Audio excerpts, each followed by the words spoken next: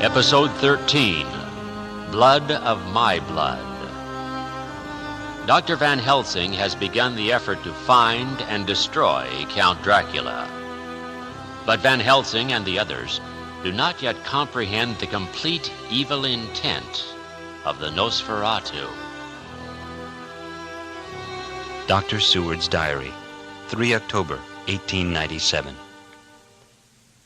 Let me put down with exactness all that has happened, as well as I can remember it since last I made an entry. Not a detail that I can recall must be forgotten. In all calmness I must proceed. When I came to Renfield's room, I found him lying on the floor on his left side in a glittering pool of blood. It was at once apparent that he had received some terrible injuries. As the face was exposed, I could see that it was horribly bruised, as though it had been beaten against the floor. Indeed, it was from the face wounds that the pool of blood originated. I directed the attendant to bring Van Helsing at once. The man ran off, and within a few minutes the professor appeared. When he saw Renfield on the ground, he looked keenly at him a moment, and then turned to me. I think he recognized my thought in my eyes, for he said very quietly, manifestly for the ears of the attendant, A sad accident. He will need very careful watching and much attention. I shall stay with you myself, but I shall first dress myself. If you will remain, I shall in a few minutes join you. With this, Van Helsing made his way from the room.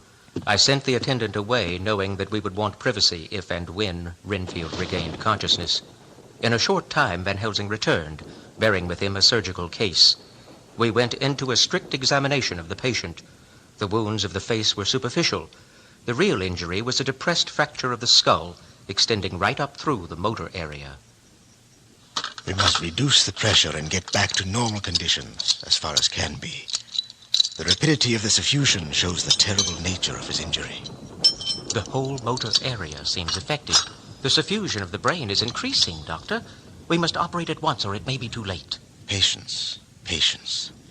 We shall wait just long enough to fix the best spot for trephining, so that we may most quickly and perfectly remove the blood clot. The minutes during which we waited passed with fearful slowness. I had a horrible sinking in my heart, and from Van Helsing's face I gathered that he felt some fear or apprehension as to what was to come. I dreaded the words that Renfield might speak. I was positively afraid to think, but the conviction of what was coming was upon me. At last, there came a time when it was evident that the patient was sinking fast. He might die at any moment. I looked up at the professor and caught his eyes fixed on mine. His face was sternly set. There is no time to lose. His words may be worth many lives. We shall operate just above the ear. Listen. The pressure is reduced. He's coming round. Our time will be short. Suddenly his eyes opened, and he became fixed in a wild, helpless stare. This continued for a few moments, and then it softened into a glad surprise, and from the lips came a sigh of relief. He moved convulsively, and as he did so said, "Why, Dr. Seward, I have had a terrible dream. What's wrong with my face? It feels all swollen and it smarts dreadfully." "Gently, Mr. Renfield. You've had an accident. Try not to move." Tell us your dream, Mr. Renfield. That is Dr. Van Helsing. How good it is of you to be here. Some water, please. My lips are dry. I dreamed... Now. Rest a moment.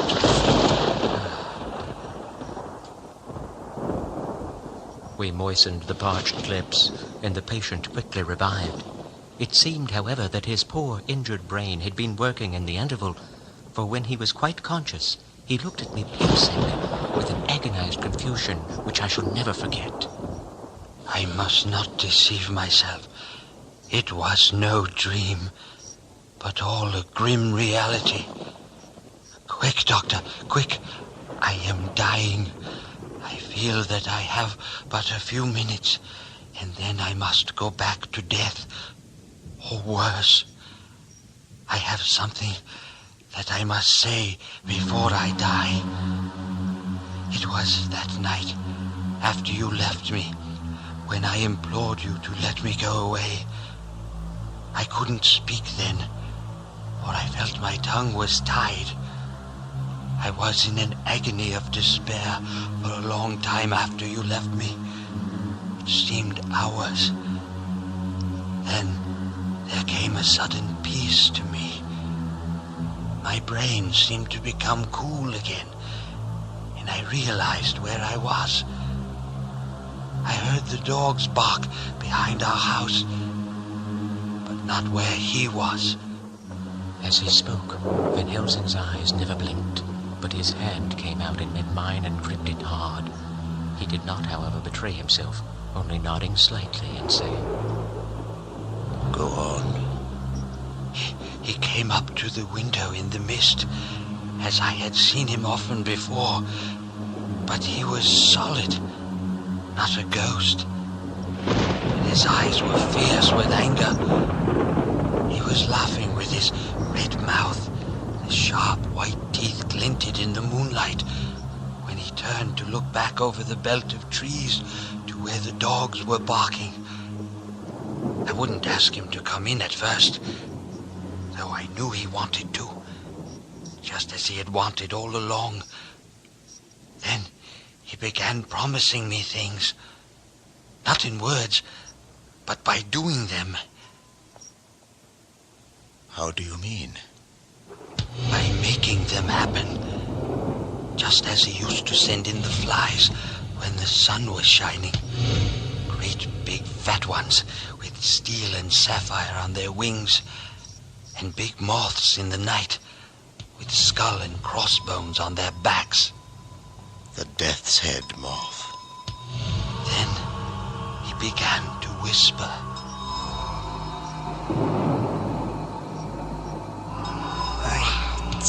Rats, rats, hundreds, thousands, millions of them, and every one alive, and dogs to eat them, and cats too. All lives, all red blood, with years of life. I laughed at him. I wanted to see what he could do. Then the dogs howled, away beyond the dark trees in his house. Come to the window. I got up and looked out, and he raised his hands, seemed to call out without using any words. A dark mass spread over the grass, coming on like the shape of a flame of fire. And then he moved the mist to the right and left. And I could see that there were thousands of rats with their eyes blazing red, like his, only smaller. He held up his hand, and they all stopped. All these lives will I give you, and many more and greater through countless ages, if you will fall down and worship me. And then a red cloud, like the color of blood, seemed to close over my eyes, and I found myself opening the sash.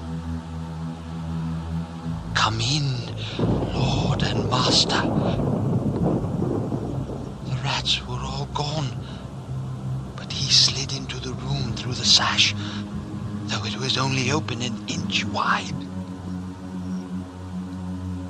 He was growing weak, so I moistened his lips again, and he continued. All day I waited to hear from him, but he did not send me anything, not even a blowfly. And when the moon got up, I was pretty angry with him. When he slid in through the window, though it was shut, did not even knock, I got mad with him. He sneered at me, and his white face looked out of the mist with his red eyes gleaming. And he went on as though he owned the whole place, and I was no one. He didn't even smell the same as he went by me. I couldn't hold him. In fact, I thought that Mrs. Harker had come into the room.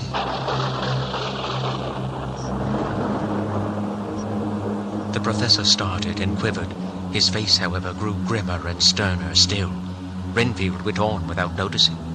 When Mrs. Harker came in to see me this afternoon, she wasn't the same. It was like tea after the teapot had been watered. I didn't know that she was here till she spoke, and she didn't look the same. I don't care for the pale people. I like them with lots of blood in them, and hers had all seemed to have run out. I didn't think of it at the time, but when she went away, I began to think, and it made me mad to know that he had been taking the life out of her. My God. Be still. So, when he came tonight, I was ready for him. I saw the mist stealing in, and I grabbed it. I held tight, and I thought I was going to win, for I didn't mean him to take any more of her life. Then I saw his eyes. They burned into me, and my strength became like water. He slipped through my grasp, and when I tried to cling to him, he raised me up and flung me down. And again, he raised me and threw me to the floor. And then again. Then there was a red cloud before me, and a noise like thunder. And the mist seemed to steal away under the door.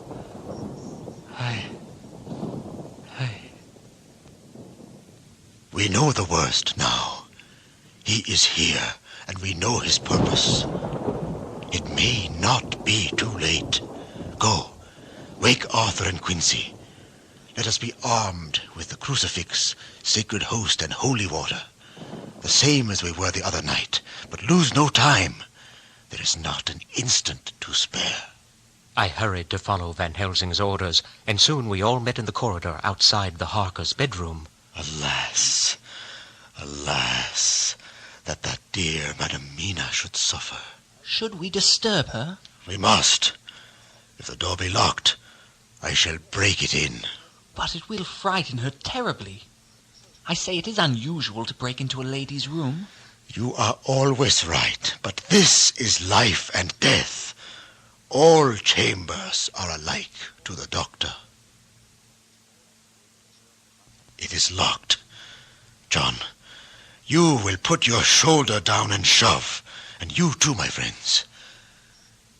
Now. The moonlight was so bright that through the thick yellow blind the room was light enough to see. On the bed beside the window lay Jonathan Harker, his face flushed and breathing heavily as though in a stupor. Kneeling on the near edge of the bed facing outwards was the white-clad figure of his wife. By her side stood a tall, thin man, clad in black. His face was turned from us, but we knew it was Count Dracula. With his left hand, he held both Mrs. Harker's hands, keeping them away with her arms at full tension. His right hand gripped her by the back of the neck, forcing her face down on his bosom. Her white nightdress was smeared with blood, and a thin stream trickled down the man's bare breast, which was shown by his torn-open dress. The attitude of the two had a terrible resemblance to a child, forcing a kitten's nose into a saucer of milk to compel it to drink. As we burst into the room, the Count turned his face, and the hellish look that I had heard described seemed to leap into it. His eyes flamed red with devilish passion. The great nostrils of the white aquiline nose opened wide and quivered at the edge. And the white, sharp teeth, behind the full lips, of blood-dripping mouth clamped together like those of a wild beast. With a wrench, he threw Mina back upon the bed and sprang at us. But the professor was holding towards him the envelope which contained the sacred wafer. The count suddenly stopped and moved back. Further and further back he cowered as we, lifting our crucifixes, advanced.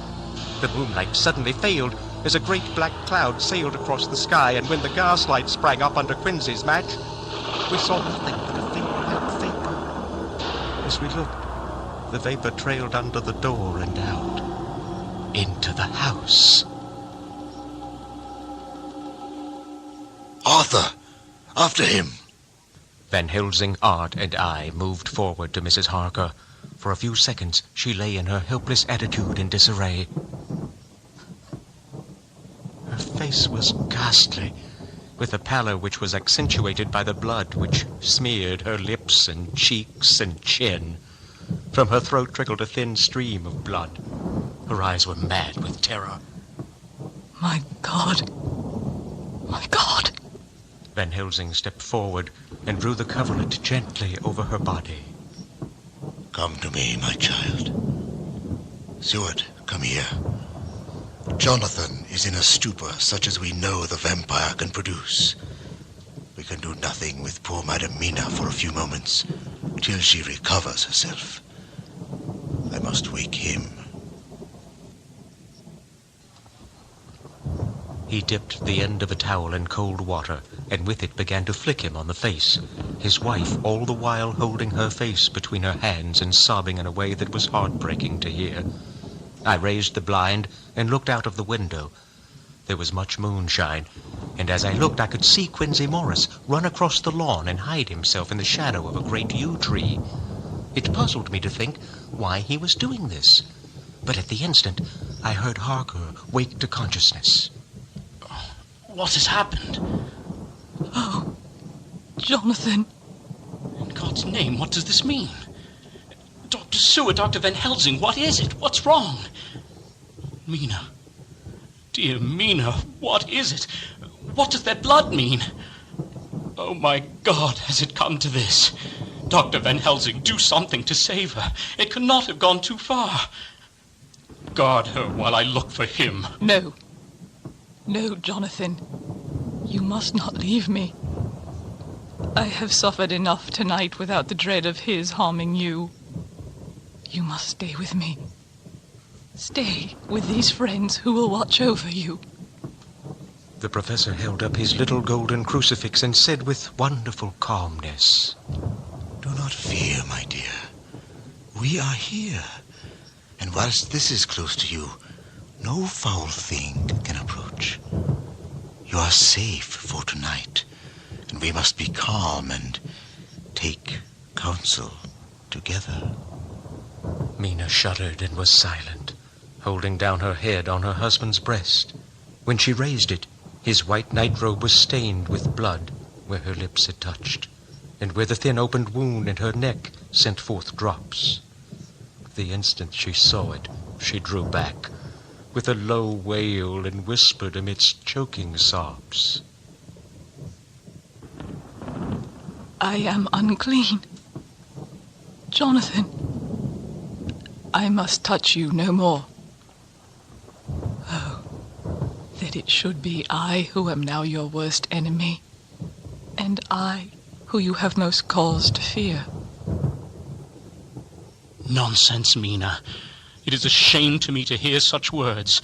I would not hear it of you, and I shall not hear it from you. May God judge me and punish me with more bitter suffering than even this hour, if by any act or will of mine anything ever come between us. He put out his arms and folded her to his breast, and for a while she lay there sobbing. He looked at us over her bowed head, with eyes that blinked damply above his quivering nostrils. His mouth was set as steel. Just then, Quinsy and Godalming came into the room. I could not see him anywhere in the passage or in any of our rooms. I looked in the study, but though he had been there, he had gone. He had, however, made rare hay of the place. All the manuscript had been burned. The cylinders of your phonograph, too, were thrown in the fire. There is another copy in the safe. I ran downstairs then, but could see no sign of him. I looked into Renfield's room, but there was no trace there except... Go on. Except that the poor fellow is dead. God's will be done. For a space of perhaps a couple of minutes there was silence, and I could fancy that I could hear the sound of our hearts beating. And then Van Helsing said, very tenderly, And now, Madam Mina, poor, dear Madam Mina, tell us exactly what happened. God knows that I do not want that you be pained, but it is need that we know all. For now, more than ever, has all work to be done quick and sharp, and in deadly earnest. Mina shivered, and I could see the tension of her nerves as she clasped her husband closer to her and rested her head upon his breast as she spoke. I took the sleeping draught, which you had so kindly given me, but for a long time it did not act. I seemed to become more wakeful, and myriads of horrible fancies began to crowd in upon my mind, all of them connected with death and vampires, with blood and pain and trouble. There was in the room a thin white mist. I felt a vague terror come to me and turned to wake Jonathan. I tried, but I could not wake him. This caused me a great fear, and I looked around, terrified. Then indeed, my heart sank within me. Beside the bed, as if he had stepped out of the mist, or rather, as if the mist had turned into this figure, stood a tall, thin man, all in black. I knew him at once from the description of the others. The waxen face, the high aquiline nose, on which the light fell in a thin white line, the parted red lips, with the sharp white teeth showing between them, and the red eyes that I had seemed to see in the sunset on the windows of St. Mary's Church at Whitby. I knew, too, the red scar on his forehead where Jonathan had struck him. For an instant, my heart stood still, and I would have screamed out, only that I was paralyzed. In the pause, he spoke in a sort of keen, cutting whisper, pointing as he spoke to Jonathan. If you make a sound, I shall crush him before your very eyes. I was appalled, and was too bewildered to do or say anything. With a mocking smile, he placed one hand upon my shoulder, and holding me tight, bared my throat with the other. But first, a little refreshment to reward my exertions. You may as well be quiet. It is not the first time or the second that your veins have appeased my thirst. Strange enough, I did not want to hinder him. How can that be? It is his evil way. Go on, my child.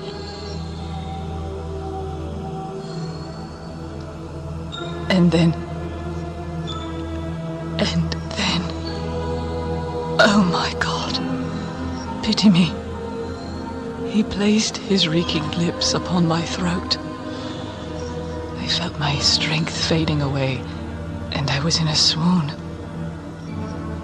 How long this horrible thing lasted, I know not, but it seemed that a long time must have passed before he took his foul, awful, sneering mouth away. I saw it drip with the fresh blood. The remembrance seemed for a while to overpower her, and she drooped and would have sunk down but for her husband's sustaining arm. With a great effort, she recovered herself and went on. Then he spoke to me, mockingly. And so you, like the others, would play your brains against mine. You would help these men to hunt me and frustrate me in my designs. They should have kept their energies for use closer to home. And you, their best beloved one, are now to me flesh of my flesh, blood of my blood. Then he pulled open his shirt, and with his long, sharp nails opened a vein in his breast.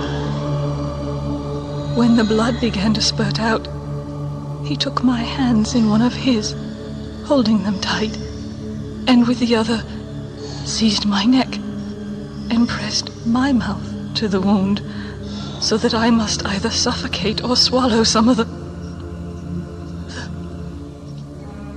Oh, my God. My God, what have I done? What have I done to deserve such a fate? May God pity me. As she was telling her terrible story, the eastern sky began to quicken, and everything became more and more clear. Harker was still and quiet, but over his face as the awful narrative went on came a grey look, which deepened and deepened in the morning light, till when the first streak of the coming dawn came through the window, the flesh stood darkly out against the whitening hair. Of this I am sure. The sun rises today on no more miserable house in all the great round of its daily course.